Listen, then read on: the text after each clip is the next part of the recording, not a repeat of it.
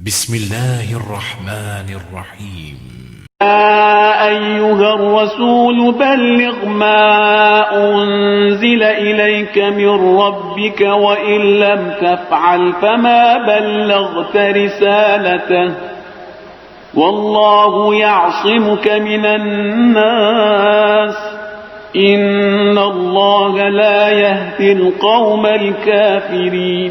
آج کی جو مناسبت ہے وہ غدیر کا واقعہ ہے.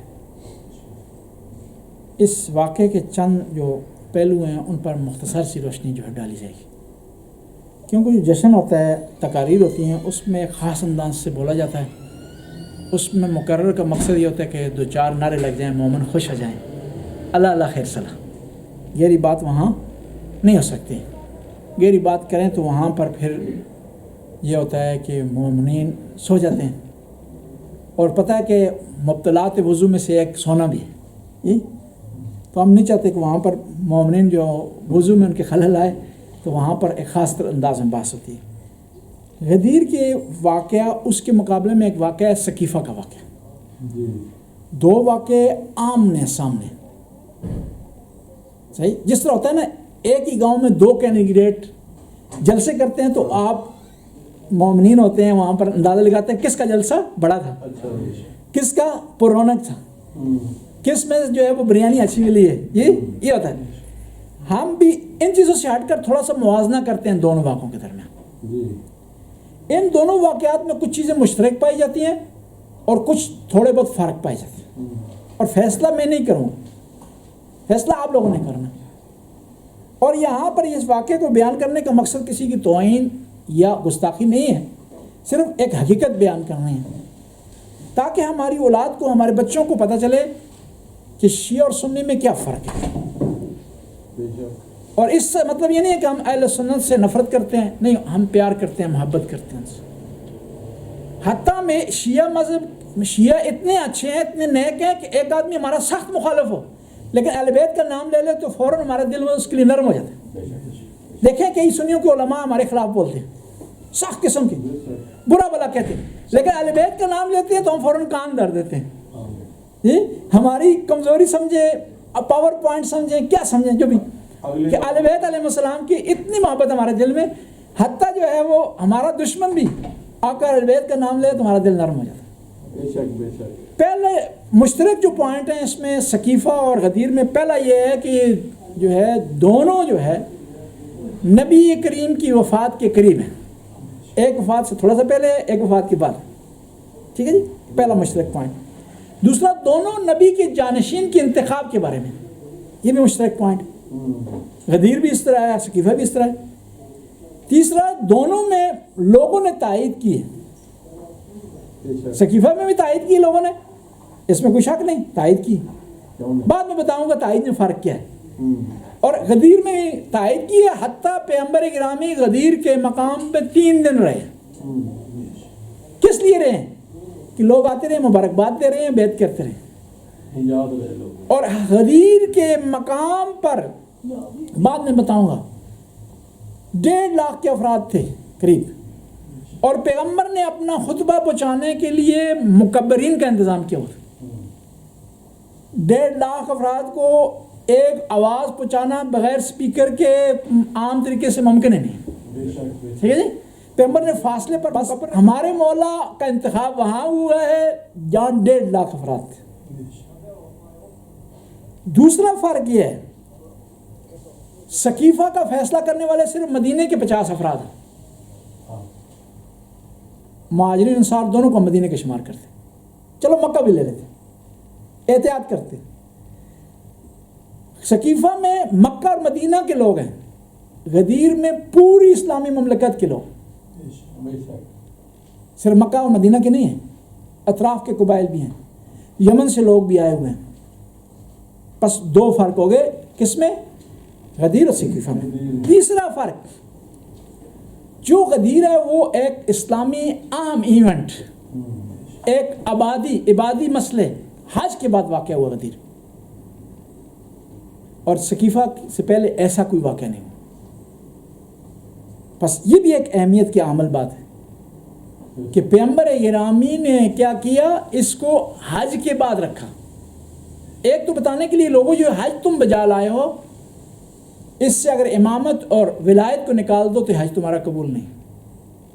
دوسرا، حج پر مختلف ممالک کے لوگ آئے ہوئے تھے جو مدینے میں میسر نہیں تھے، اور پیغمبر نے جو اعلان کرنا تھا امام علی علیہ السلام کی امامت کا، وہ سب کے سامنے کرنا تھا. تیسرا فرق یہ، چوتھا فرق سقیفہ اور اس میں غدیر میں، کہ خود غدیر میں پیغمبر پاک موجود ہیں، سقیفہ میں نہیں ہے. میں آپ سے پوچھتا ہوں، جس محفل میں جس فیصلے میں خود پیغمبر پاک ہوں اس کو زیادہ ویلیو حاصل ہے جس میں نہیں. پانچواں فرق، غدیر میں پیغمبر نے اپنی جانشینی کا خدا کے حکم سے خود اعلان کیا ہے. سقیفہ میں پیغمبر کی جانشینی کا اعلان کس نے کیا؟ صحابہ نے کیا. اگر ہم کہہ دیں کہ سارے صحابہ فرض کریں شامل ہیں، اس میں سارے شامل بھی نہیں تھے.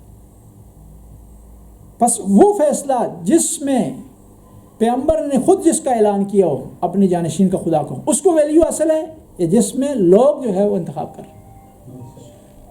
عام چھوڑیں، شریعت سے ہٹ کر بات کرتے ہیں.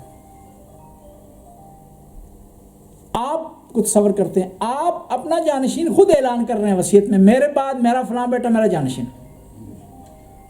اور کچھ عرصے بعد جو آپ کی فوتگی کے بعد آپ کے ساتھی اکٹھے ہو جاتے ہیں، جی دوست یار جی، ان کو بڑی ہمدردی ہوگی آپ سے، جی وہ آپ کے بیٹے کو نہیں مان رہے جی. تو آیا آپ کے دوست یاروں کی وصیت یا ان کا فیصلہ کرنا یا ان کا کوئی ڈیسائیڈ کرنا آپ کی جانشینی کے بارے میں مناسب ہے، جائز ہے؟ جائز نہیں ہے. جب دنیاوی لحاظ سے ایک عام آدمی یہ قبول نہیں کرتا کہ اس کے دوست آ کر اس کی زندگی سے متعلق فیصلہ کریں، اس کے دوست آ کر کے کوئی ایسا فیصلہ کریں جو اس کے فیصلے کے مخالف ہو، تو جب عام لوگ فیصلہ ایسا ان کے عام ویلیوز کا نہیں ہے تو دین خدا میں کیسا ہو سکتا ہے؟ اب یہ سقیفہ میں فرق تھے. اس کے بعد ایک اور فرق آپ خدمت میں عرض کرتا ہوں کہ غدیر میں آیت نازل ہوئی ہے. ایک نہیں 3 آیتیں غدیر میں نازل ہوئی. یا ایھا الرسول بلغ ما انزل علیک من ربک، یہ ایک آیت. دوسرے ایک آدمی نے مولا کی ولایت کا انکار کیا، اس کے عذاب کے بارے میں آیت نازل ہوئی ہے. تیسری آیت جب یہ معاملہ مکمل ہو چکا ہے تو آیت نازل ہوئی الیوم اکملت لکم دینکم واتممت علیکم نعمتی ورضیت لکم الاسلام دینا. 3 آیتیں نازل ہوئی ہیں کس کے مقام پر؟ غدیر کے مقام. سقیفہ میں تو کوئی آیت نازل نہیں ہوئی. بس کس واقعے کی تائید اور اس کے بیان کے لیے، اس کے ابلاغ کے لیے آیت نازل ہو، اس کو ویلیو حاصل ہے، اور یا اس کو ویلیو حاصل ہے کہ جس واقعے میں کوئی آیت کسی کا دخل نہ ہو بلکہ آیت منقطع ہوگی وہاں پر. ایک اور فرق یہ ہے، غدیر میں امامت کا بھی انتخاب ہوا ہے، ولایت کا بھی انتخاب ہوا ہے، اور خلافت کا بھی انتخاب ہوا ہے. سقیفہ میں صرف خلافت کا انتخاب ہوا ہے. غدیر میں امامت کا بھی ہوا ہے، ولایت کا بھی ہوا ہے. امامت، ولایت اور خلافت 3 چیزوں کا انتخاب ہوا. کیوں؟ کہ پیغمبر نے کہا من کنت مولاہ فہذا علی مولاہ، یعنی جو منصب میرے لیے ہے وہ علی کے لیے. اس میں امامت بھی آ جاتی ہے، خلافت بھی آ جاتی ہے، ولایت بھی آ جاتی ہے. ولایت کہاں سے آتی ہے؟ من کنت مولا، مولا لفظ ہی ولایت سے، ولی سے نکلتا ہے.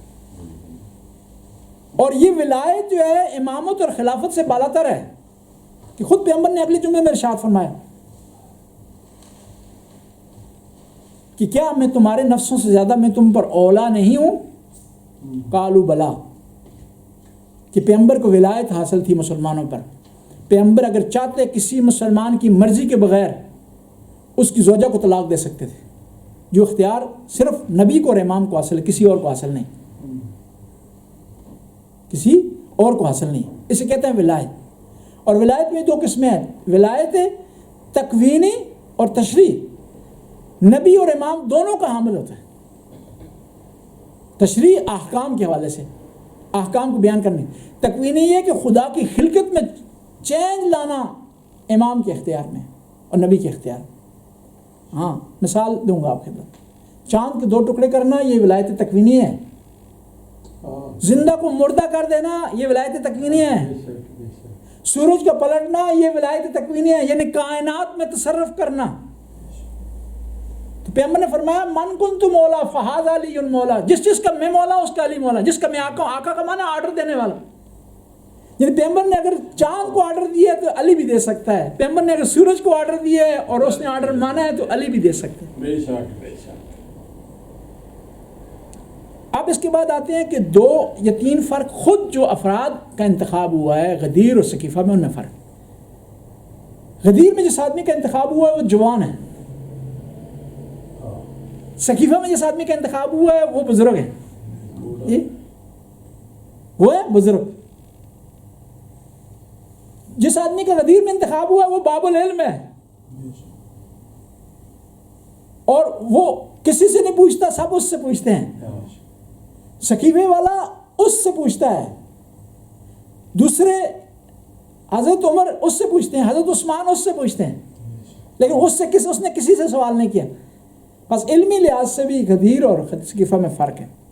شجاعت کے لحاظ سے غدیر میں جس کا انتخاب ہوا ہے اس کی شجاعت کی گواہی دے رہا ہے بدر، احد، خندق، حنین. لیکن جو اس کا انتخاب سقیفہ میں ہو اس کا کوئی میدان گواہی نہیں دے رہا کہ بہادری کے کوئی کارنامے. کم از کم ہم یہ کہیں کہ ہمارا تو عقیدہ کہ پیغمبر کے سارے صحابہ بہادر تھے، کوئی بھی ان میں بزدل نہیں تھا. اور علی کو علیہ السلام کو ہم اس لیے کہتے ہیں کہ یہ شجاع ترین ان بہادروں میں بہادر تھے. لیکن وجہ یہ ہے کہ علی علیہ السلام کی اتنی بہادری کہ سب کی بہادری ان کی بہادری کی وجہ سے چھپ گئی، ورنہ پیغمبر کا کوئی صحابی بھی بزدل نہیں تھا.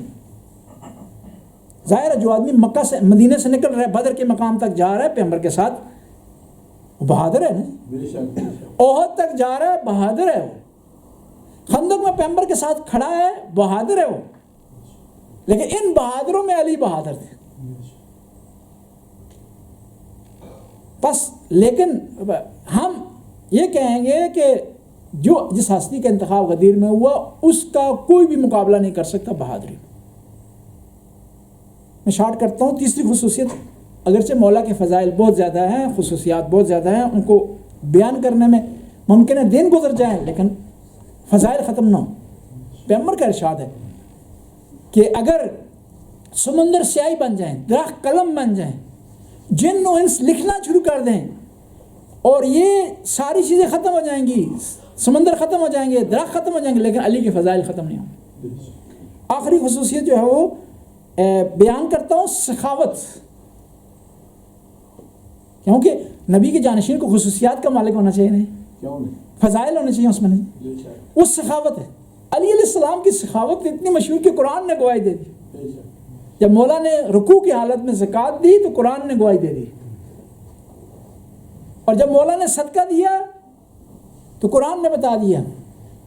ہوا اس طرح کہ کچھ لوگ تھے، ظاہر صحابہ کرام میں کچھ پڑھے لکھے تھے، کچھ سمجھدار تھے، کوئی عام آدمی تھے، سارے صحابی تھے، پیغمبر سے عشق کرتے تھے. اور بعض کا جانے اور انجانے میں یہ لوگ پیغمبر کا وقت کا خیال نہیں رکھتے تھے. کوئی صبح آ رہا ہے، کوئی شام کو آ رہا ہے، کوئی دیر تک بیٹھا ہو. پیغمبر نے اپنی زندگی گزارنی ہے، گھریلو معاملات ہیں پیغمبر کے، حکومت کے معاملات چلانے ہیں، یہ بیٹھے رہتے تھے. پیغمبر خدا کی طرف سے آرڈر رہا ہے کہ اس کے بعد جو بھی پیغمبر سے ملاقات کرے گا وہ صدقہ دے گا. یعنی پیغمبر کا کم از کم ٹائم اتنا تو ہونا چاہیے کہ 2 3 4 درہم اس کے لیے لگیں. اور جب معاملہ پیسے کا آیا نا تو سب رک گئے. کہا جاتا نا فلاں آدمی بڑا سخی تھا، فلاں آدمی سخی تھا، کوئی سخی نہیں نکلا یہاں پر. سب نے کہا بھی ابھی نہیں، ابھی آئندہ مہینے ملاقات کریں گے، فی الحال تنخواہ نہیں ملی، بقول آج کے الفاظ ہی. آج کل پیسے جو ہے وہ نہیں ہیں. صرف علی علیہ السلام تھے جنہوں نے 3 وقت میں پیغمبر سے ملاقات کرنے سے پہلے صدقہ دی. اور وہاں بھی پتہ چلا کہ سخی صحابہ کرام میں سب سے زیادہ سخی جو ہے وہ امام علی علیہ السلام تھے. قرآن نے گواہی دے دی تمہارا ولی اللہ ہے اور اس کا رسول ہے. وہ لوگ جو رکوع کی حالت میں زکوٰۃ دیتے ہیں وہ تمہارے ولی ہیں. بس یہ خلاصہ تھا غدیر کا ایک دفعہ صلوات پڑھ بلند آواز سے.